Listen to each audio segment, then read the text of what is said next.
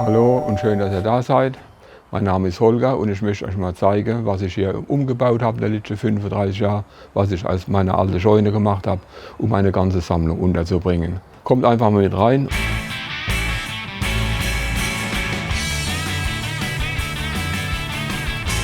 Hier habe ich jetzt meinen 50er-Jahre-Bereich mit Musikboxen, Spielautomaten und Dekor-Sachen, die ich also über viele Jahre gesammelt habe und jetzt endlich mal unterbringen konnte.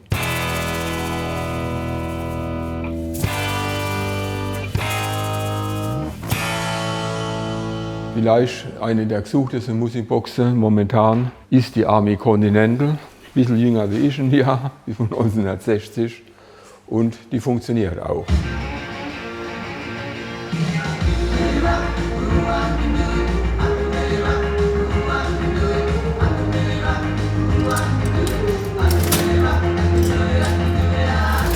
Es gibt ein paar besonders schöne Sachen wie ein Sputnik. Zu der Zeit war es kein Erfolg, aber inzwischen ist es einer von der gesuchtesten 50er Jahre Spielautomaten aus Deutschland.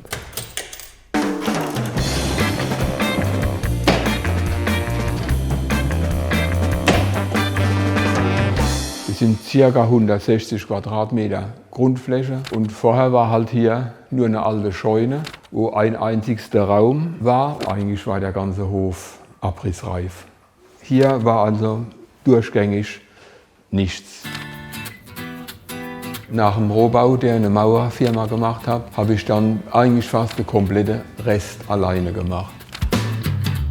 Das ganze Dach, die ganze Stahlkonstruktion, was man hier sieht, das ist alles Marke Eigenbau.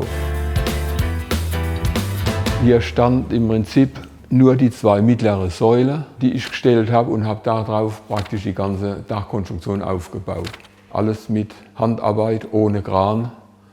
Dieses Mosaik habe ich mir ein Segment auf eine große Holztafel gezeichnet und habe dann so lange gelegt, bis ich gesagt habe, ja, das Muster kann ich übernehmen und habe dann im Prinzip alles, andere Säge, andere große, alles immer schön auf Maß geschnitten und habe dann ja immer ein paar Wochen lang zugeschnitten. Und darunter ist praktisch eine Fußbodenheizung, da liegen so vielleicht 1,5 Kilometer Kupferrohr.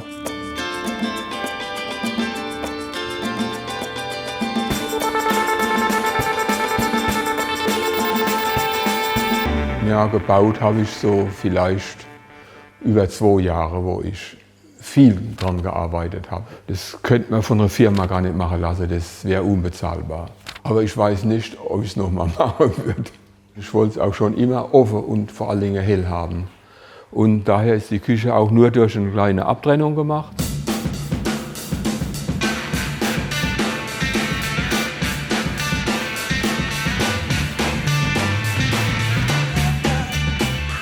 Das sind jetzt Möbel, die habe ich vor vielen Jahren auf dem 50er-Jahre-Markt in Köln gekauft. Habe dann Fliese gesucht, die die passende Farbe haben. Habe die Fliese halt klein geschnitten, dass sie passen, dass alles aufgeht. Oder hier die Wagenfeldlampen. Und wenn ich spüle, was sauber mache, kann ich hier unten anmachen. Ist ein bisschen heller.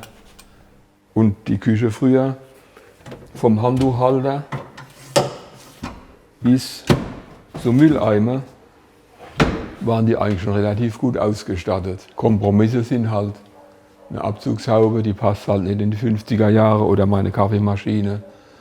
Aber man muss ja auch irgendwo mit der Zeit gehen bei manchen Sachen. Der Herd ist vielleicht von 62, 63, ist ein Elektroherd, der sehr gut zu reinigen ist. Und es ist alles, die waren schon nicht blöd zu der Zeit. Und ich wünsche mir, die werden manchmal noch heute so qualitativ gute Sachen bauen. Hier habe ich halt auch einige seltene Kaugummiautomaten eingebracht. Das ist eine alte Lipsglocke, da konnte man wählen zwischen 2 verschiedenen Waren, wenn man eingeworfen hat. Oder die Kaugummi-Rakete, die habe ich von einem Freund abgekauft und sowas gebe ich auch normalerweise nicht mehr her. Während das hier der 50er-Jahre-Bereich war, habe ich hier hauptsächlich Sachen aus der Jahrhundertwende bis in die 30er, Anfang 40er Jahre.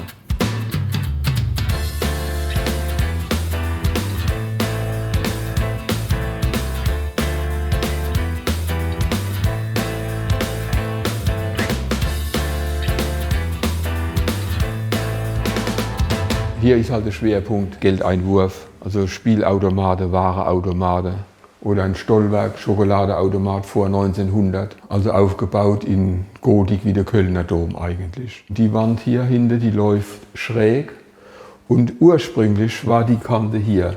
Also ich habe dann praktisch nochmal 2 Reihen Steine aufgesetzt, dass ich eine Ablage habe, um was abzustellen, weil sonst wäre es so nieder gewesen. Und hier ist ein alter Warenkran, der wird es 40er Jahre sein. Da konnte man hier wählen, wo er greifen soll, und nach Münzeinwurf hat er dann ein Tier gegriffen.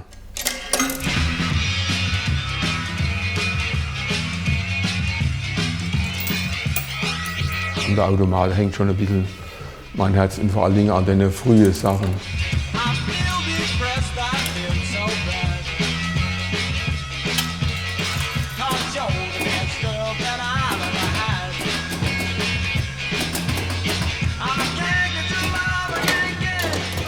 Hier habe ich noch für meine Freundin ein Klavier gekauft und habe auch dann noch ein schönes, passendes Plakat dazu gefunden. Und es ist einfach, finde ich, eine schöne Kombination, wie sie hier steht. Und das Klavier ist auch alt und funktioniert.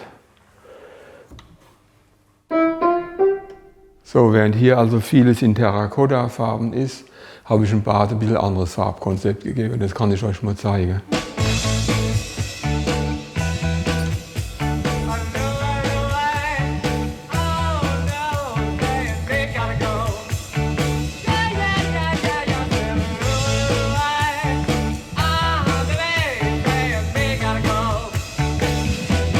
Die Badmöbel sind alle selbst gebaut.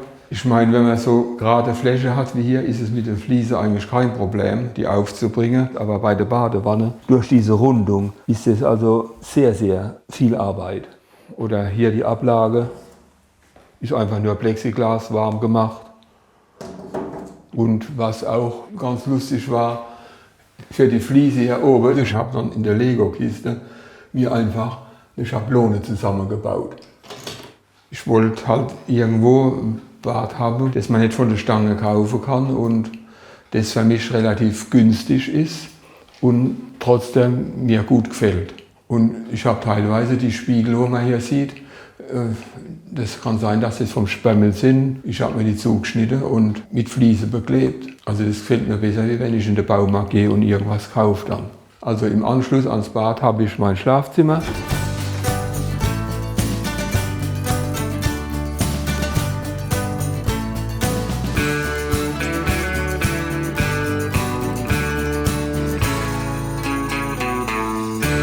Hier kann man noch die alte Wand von der Scheune sehen, wie sie war. Ist nur ein klein bisschen erhöht noch. Und es ist eigentlich alles relativ schlicht mit hellen Weichholzmöbeln und einfach, dass man in Ruhe schlafen kann. Ein bisschen Blick hat aufs Grüne draußen. So, vielleicht können wir mal runtergehen in meinen Arbeits- und Bastelbereich, wo die Autos stehen unten. Über die Wendeltreppe habe ich einen kurzen Weg in meinen Oldtimer-Bereich.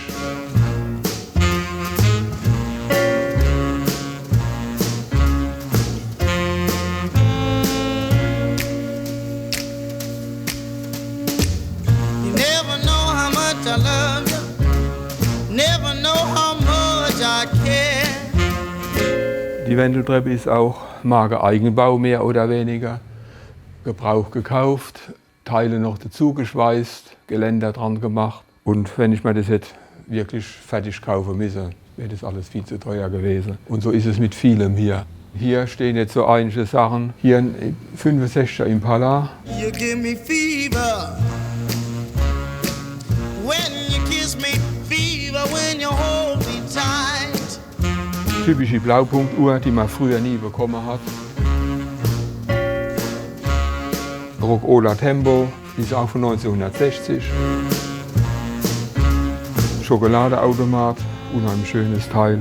Hier sind alles Autoersatzteile für die einzelnen Fahrzeuge zum Teil. Und hier sind Motoren, das ist ein ganz neuer GM-Motor, den ich wahrscheinlich hier reinmachen will. Also ich kann eigentlich immer wieder, wenn was kaputt ist, mir es reparieren und kann weiterfahren.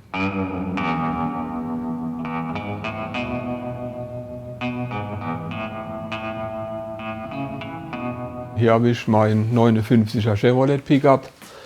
mit dem ich sehr, sehr viel unterwegs bin und an dem ich auch sehr viel technisch gemacht habe. Also jetzt ist er in einem Zustand, wo man sagen kann, es macht Spaß zu fahren. Man sieht auch, dass selbst kleine Kinder auf das Auto reagieren und schauen, dass es von der Farbe her und von der Form her was Außergewöhnliches ist. Hinten dran steht halt jetzt noch die Aralzapfsäule oder die Bosch-Männer, die standen früher wirklich vor Tankstelle und haben Batterien angeboten. Und das ist was, wo man wirklich nur ganz, ganz schwer irgendwo bekommt. Im Prinzip, wenn es möglich ist, repariere ich alles selbst und habe mir dann auch dementsprechende Werkstatt eingerichtet. Und die kann ich euch mal zeigen.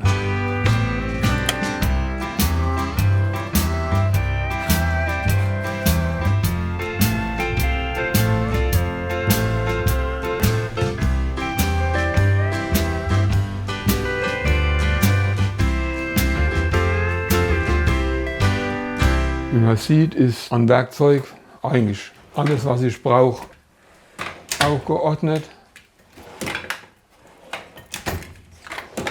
Und so geht es halt die ganze Schublade durch. Und hier habe ich jetzt auch wieder so einen Spielautomat, der einfach nicht richtig funktionieren mag. Und da bin ich jetzt dabei, auseinanderzubauen und mal zu schauen, wo bleiben die Münzen hängen, wo bleiben die Kugeln hängen. Mit Automaten reparieren ist es halt so eine Sache. Manchmal ist es frustrierend, weil man einfach repariert, aber es funktioniert nicht hundertprozentig. Aber im Prinzip kann man alles wieder hinbekommen.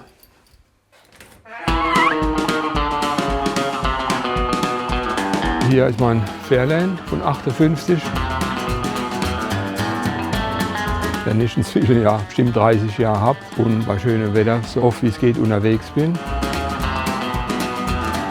Vielleicht gehen wir mal vor und ich zeige euch mal Sammlung im alten Haus.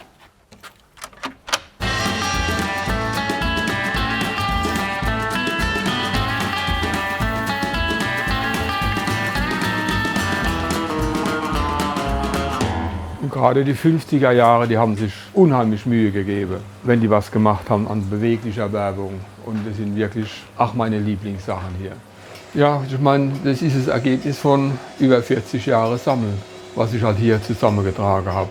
Aber inzwischen ist es so voll, dass nur noch ausgewählte Stücke dazukommen können.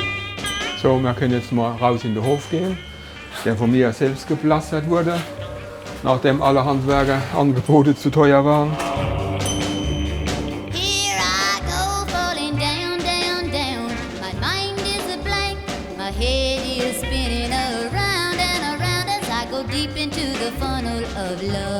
Im Hof sind natürlich auch keine Pflaster vom Baumarkt, sondern ich habe, wo ein großes Gehöft abgerissen wurde, habe ich dann die gebrauchten Steine gekauft. Und naja, hier lagen dann Berge so 3 Meter hoch mit viel Sand und viel Steine. Dann wurde erstmal hier alles ausgegraben, die Umrandungen gemacht. Die Form habe ich mir eigentlich auf den Sand aufgezeichnet mit einem Zirkel und habe dann die äußeren Steine gelegt und dann von innen aufgefüllt. Ich habe auch hier Steine, die habe ich mit der Maschine zugeschnitten, dass die passen.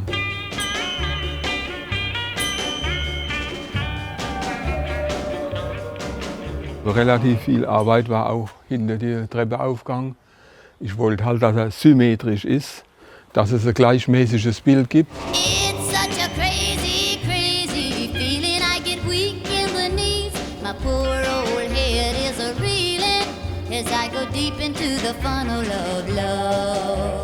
Was man hier sieht, diese Säulen, die sind auch alle Marke Eigenbau. Ich habe aus roher Halbschalen geschnitten und habe die außen rumgesetzt. So ist auch von der Statik alles überdimensioniert. Die Rose, die man hier sieht, die standen hier am alten Haus, ein ganz großer Rosenstock. Und die habe ich dann geteilt und habe bestimmt 10 verschiedene eingesetzt. Und die haben das problemlos überstanden. Und ab und zu muss ich aufpassen, dass sie nicht zu hoch wachsen.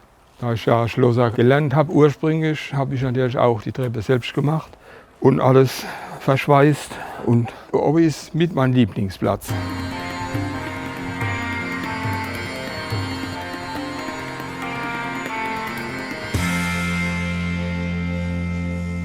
Hier sieht man auch die alte Straßenlaterne. Die stammen ursprünglich aus Frankreich. Und da habe ich mal 4 Stück auf dem Antikmarkt kaufen können.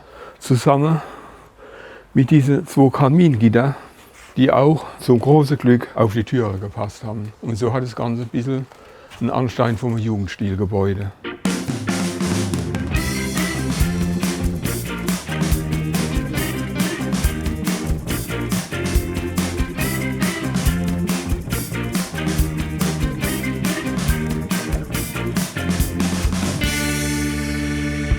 hier habe ich jetzt so lange dran gearbeitet und das ist irgendwo auch ein kleines Lebenswerk und ein Wunsch, den ich mir erfüllt habe, meine Sammlung unterzubringen und ich fühle mich hier einfach wohl.